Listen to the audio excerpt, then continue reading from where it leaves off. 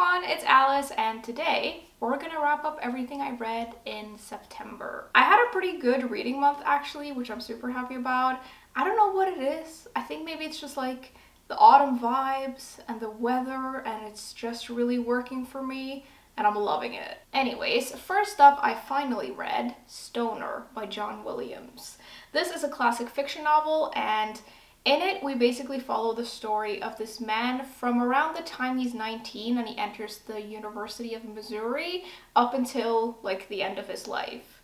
He goes to school to study agriculture because he comes from a farming family, but while he's there, he discovers this deep love of literature, and so he changes his major and he ends up basically spending the rest of his life at this university and in academia.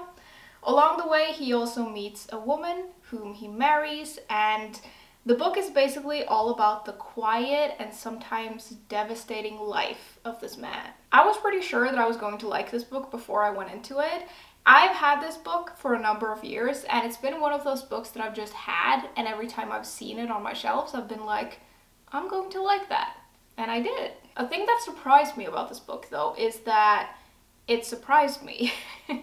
I don't know how much sense that makes, but I had a pretty strong idea of what this book was going to be before I read it, and it was that, but it was also a lot more, and it had a lot more to it that I wasn't expecting. Now, I will say this book started off very slowly for me, so slowly in fact that I actually had to reread the first couple of chapters a few times, and that's not a great thing, but when I was reading that, I had a feeling that if I could keep going, I would get really invested in it, and I was right. I'm really glad I kept going.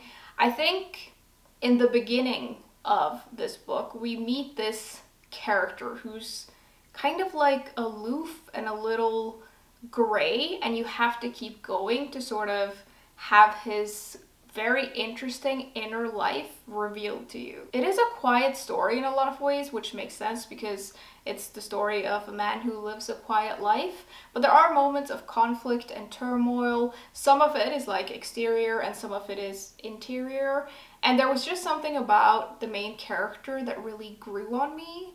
I also really liked reading about the other characters in this book, especially this nemesis that he gets on campus at some point, and also his wife, who is a very interesting character, and their relationship is very interesting. It's very up and down. I think what makes this book so good is that there are so many aspects of the human experience that are described so well in here, and the writing is really, really good. I think with this kind of story where there is stuff happening, but for the most part, there's not a lot happening and it is a little bit slow. If you have that kind of story, the writing needs to be really good for it to be a good book, and I feel like this does that very well. And I think it describes like the place and the characters and everything so well, and it's really good at capturing that thing of an exterior world being very different from an interior world in a character. It is also a little bit of a love declaration to literature, which I love. And yeah, I thought this was so good. I really, really liked it. I can't quite bring myself to give it 5 stars though, because the beginning was so rough for me. And I think that there are parts of this that are quite slow. So I'm gonna give it 4 stars now, but I think if I were to reread this, which I want to at some point, I would give it 5 stars because I think it would be a little bit different on a reread. But for now, I've settled on 4 stars. I might change my mind in the future, who knows, but right now it's at a 4, and it was really, really good. Secondly, I listened to an audiobook actually, which you might know that I don't really ever listen to audiobooks.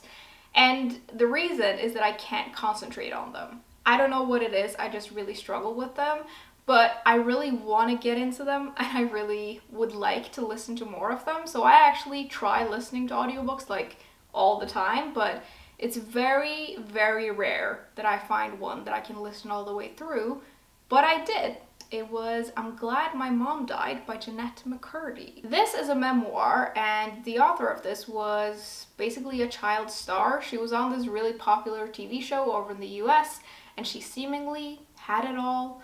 But of course, as always, there's a lot going on behind the scenes, and in this case, there's like addiction, eating disorders, and a very, very complicated relationship with her mother. The reason I ended up listening to this on audio was I kept seeing this book places, and I'd added it to my TBR, and I kept seeing all of these amazing reviews, and I was like, I'm gonna go get it because I really want to read it. And then I couldn't find the physical book in any bookstores.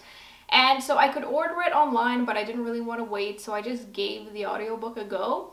And I actually managed to listen to all of it. Just based on the title, I think you can kind of get what kind of book this is. It's honest and raw, sometimes hilarious, sometimes devastating, and it shows us this crazy, crazy childhood filled with so many complicated things. Even though this is quite a short book, it does do a lot and it shows us a lot, and I think it's quite an important book in the way that it explores this mother-daughter relationship in a very interesting way.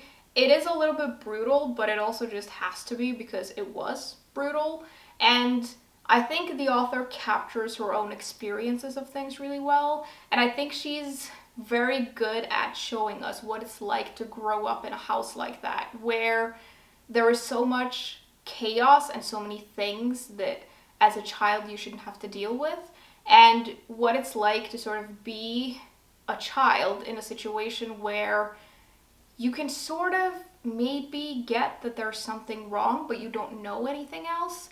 And so you just go along with things, and you can maybe feel that there are supposed to be lines and boundaries somewhere, but you don't know where they're supposed to be. I also really like that this explores a little bit about like the dangers of romanticizing parents, and maybe especially mothers, which is a difficult thing to talk about. I think it's interesting because parent-child relationships can be amazing, but they can also not be, and it's important to sort of talk about that because not everyone gets great parents and not all people are great parents. I think the way she presents all of this, though, is great. There is a lot of humor in this book, which maybe can hit some people the wrong way, but I think most people would get it, and I think most people would understand what she's trying to do, and I think the humor helps in a way. It makes it easier to digest, but it also makes it a little bit easier to understand sometimes. Like, some of these things are just ridiculous, and I like that she's able to have a little bit of humor, even if it's like dark humor around it, and so I really like the way that she wrote this, I guess. I listened to it, but I think I would have liked to read it in print as well. But I did really like the audiobook. The chapters are quite short, so I could like listen to it in snippets, and I really liked listening to it. I think there's a reason this is praised a lot. I think it deserves it. It's a really, really good memoir. And I hope she keeps writing more books. I think she's a really good writer, and I would love to know what this feels like to her in a while, like when even more time has passed, because I think this is one of those things that you sort of have to carry with you. You can't really get away from it, and it's a very long process, so I hope she writes more. But yeah, I really, really like this, and I gave it a 4 out of 5 stars. Then I read a book in Norwegian. It was Drømmen nummer 3 by Maja Lunde, and this is a dystopian novel, and it's the 4th and final book in the Climate Quartet.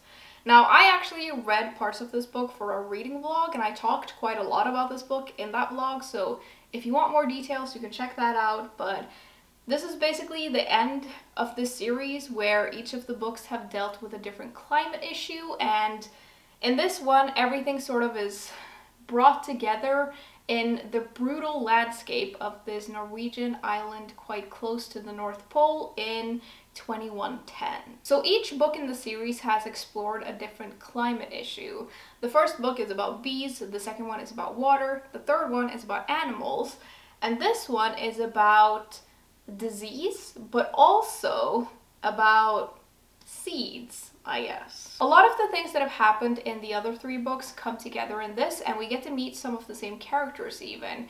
And they're in like different places in their lives, I guess, and we get to see some of the consequences of what is referred to in several of the books as the collapse. And quite a lot of time has passed since that when we meet these characters, and they've also shut themselves away on this Norwegian island, which is called Svalbard.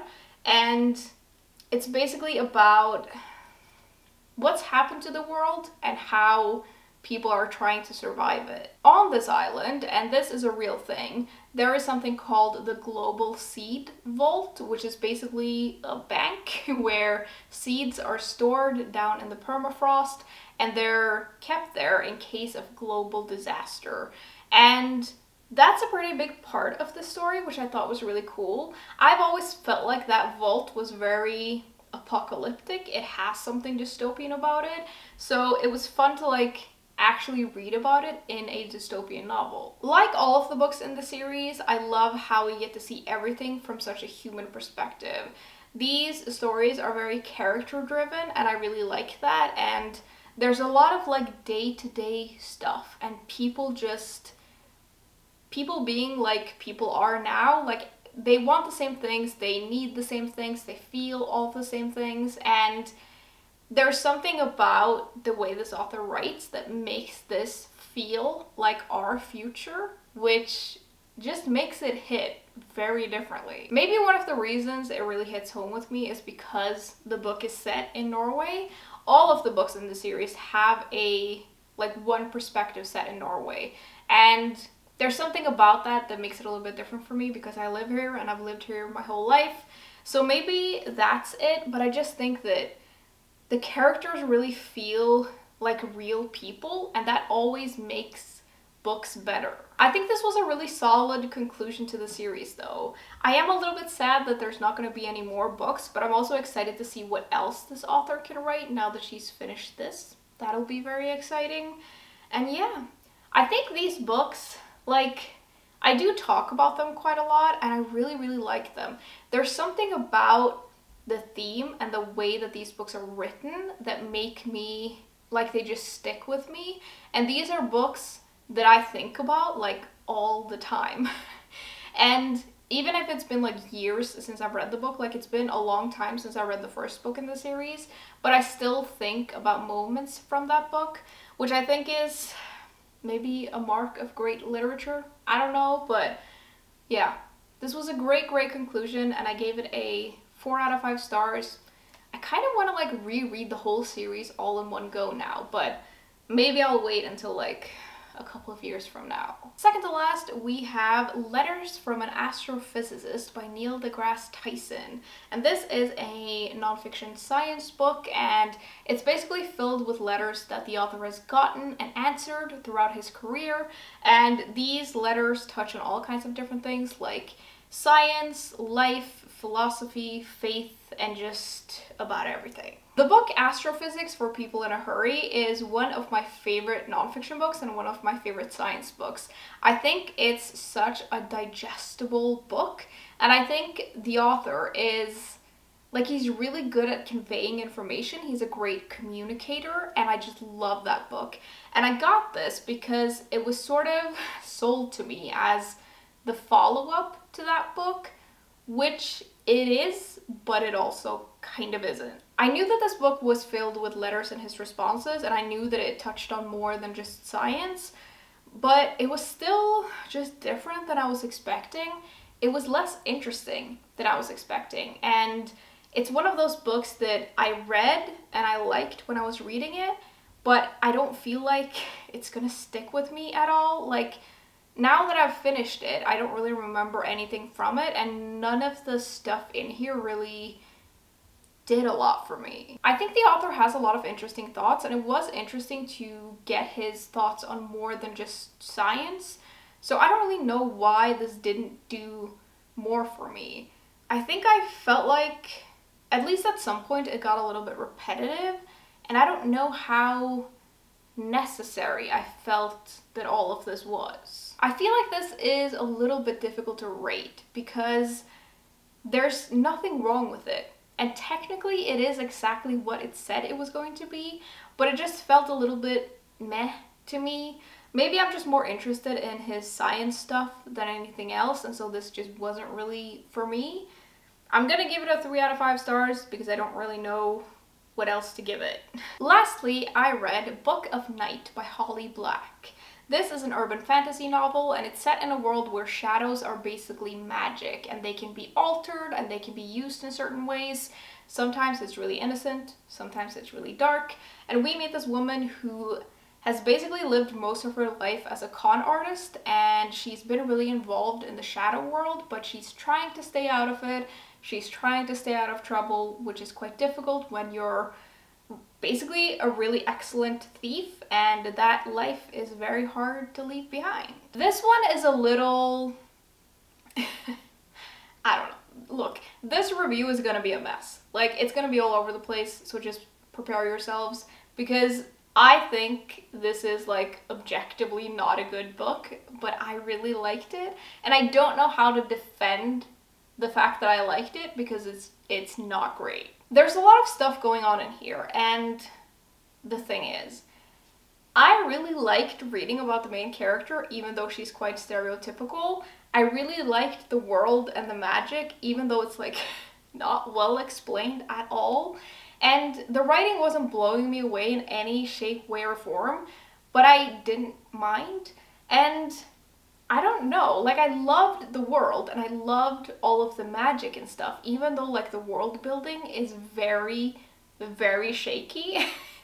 And like, some things are just never explained, and some things are very confusing and it doesn't make sense. But I don't know. When I was reading this, I was in it, and I was really enjoying it. Maybe I was just like in the perfect mood for this, I don't know. But I wanted something a little magical, a little dark, but not too dark, and I feel like this fit that quite well. It is a little slow. I remember thinking several times like, wow, this is quite slow. But for some reason, I just didn't mind. I was just like, I'm not in any rush, so it's fine. And I do think that this book gets better as we go along, but it might be because it gets more exciting and there's more action to distract you from the fact that like not everything makes sense and that the characters are a little bit one-dimensional. I will say, and maybe this is an unpopular opinion, but I don't think everything in a fantasy always needs to make sense. Like, sometimes in other fantasy books that I've read, things are there and they're not explained, and it's fine. I don't think this is quite that. I think that only works if, like, the world building in the back is there, and you can sort of, like, you can tell that the author knows where it's coming from, but it's not explained to you. This is not quite that. This is, you know what this does? It does a lot of that, like, it like tells us a lot of things, but it doesn't show us everything, and that makes it a little bit like confusing sometimes because it doesn't always like completely match up. I did really enjoy the grittiness of this, and I think the atmosphere is done really well, and I really like the setting, and the story took me for a few twists and turns that I did not see coming, which I very much enjoyed. I think for this, it was just a different reading experience for me. I think it was one of those very rare times when I was reading and I was noticing a lot of things that would usually bother me, but for some reason I just let it all go and I just had a good time. All of this makes the book a little bit difficult to rate, but I think I'm just gonna give it a 3 out of 5 stars. For me, that means I read and enjoyed it, and I feel like that fits pretty well. This is also the first book in a series, and I kind of want to keep going with it. Like, when the second book comes out, I think I'm just gonna get it and give it a go and see how that goes. We'll see. If I'm not in the same mood, I think it might not go well, but I want to see a little bit more of this world. I really do. I don't know if this is a book I would recommend, because I just think I had a very particular experience with it, and it's one of those books that, like, it's not that good, but it's kind of good. Okay, everyone. Those were all the books that I read in September. I had a lot of different books this month, and I had a lot of interesting experiences, but I felt like it was good. I would love to know what you all have been reading in the past couple of weeks, and also, what books are you planning on reading for October? Now that it's October and it's officially spooky season, What do you have on your TBR? I would love to know. And yeah, thank you very much for hanging out with me today, and I will see you soon. Bye!